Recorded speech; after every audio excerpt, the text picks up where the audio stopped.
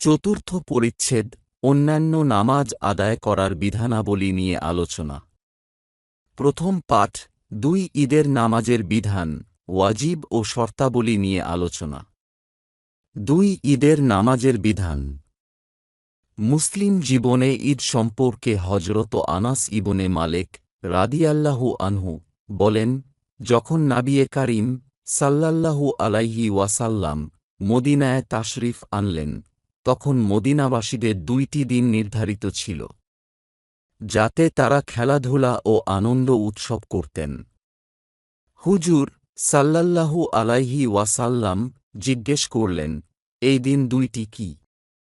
সাহাবায়ে কিরাম রাদিয়াল্লাহু আনহুম উত্তরে বললেন, আমরা জাহেলি যুগে এই 2 দিন বেশ খেলাধুলা ও উৎসব করতাম। হুজুর সাল্লাল্লাহু আলাইহি ওয়াসাল্লাম বললেন, আল্লাহ তোমাদেরকে এর চেয়ে উত্তম 2টি দিন দান করেছেন, ঈদুল ফিতর ও ঈদুল আজহা।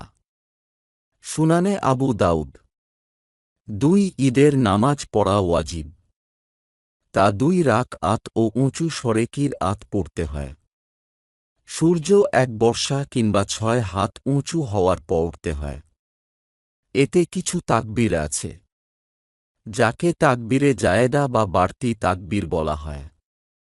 প্রথম রাকআতে সানার পর 6 তাকবীর ও দ্বিতীয় রাকআতে রুকুর পূর্বে 6 তাকবীর বলা। নামাজ পর 2টি খুতবা দিতে হয়, যাদের জন্য 2 ঈদের নামাজ ওয়াজিব। আর নামাজ ওয়াজিব ব্যক্তির উপর 2 ঈদের নামাজ ওয়াজিব হয়। সুতরাং সুস্থ, স্বাধীন, মুকিম অর্থাৎ শহর বা এমন স্থানে অবস্থানকারী যা শহরে অবস্থানের সংজ্ঞায় পড়ে, দৃষ্টিশক্তি সম্পন্ন, নিরাপদ ও হাঁটা চলায় সক্ষম পুরুষদের উপর 2 ঈদের নামাজ পড়া ওয়াজিব হয়।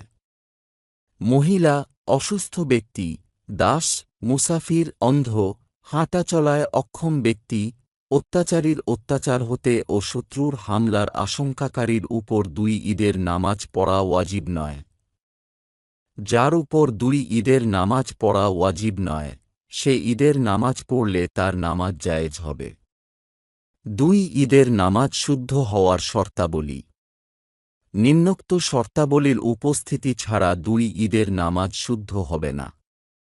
1. শহর বা শহরতলি হওয়া। 2. ঈদের জামাতে দেশের শাসনকর্তা বা তার প্রতিনিধি হাজির বা উপস্থিত থাকা। ইসলামী হুকুমাত নেই এমন দেশে জনগণ নির্বাচিত ইমামই যথেষ্ট। 3. ঈদের জামাতে জনগণের অংশ গ্রহণের জন্য অবাধ অনুমতি থাকা। 4.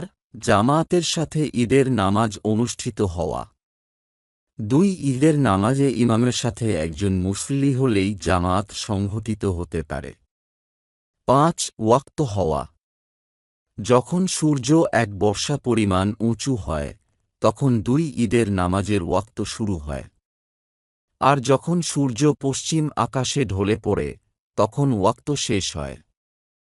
নামাজের আগে খুতবা দিলে 2 ঈদের নামাজ শুদ্ধ হবে, কিন্তু এভাবে নামাজ আদায় করা মাকরুহ হবে। খুতবা দেওয়া ছাড়াও 2 ঈদের নামাজ শুদ্ধ হবে, কিন্তু তা মাকরুহ হবে।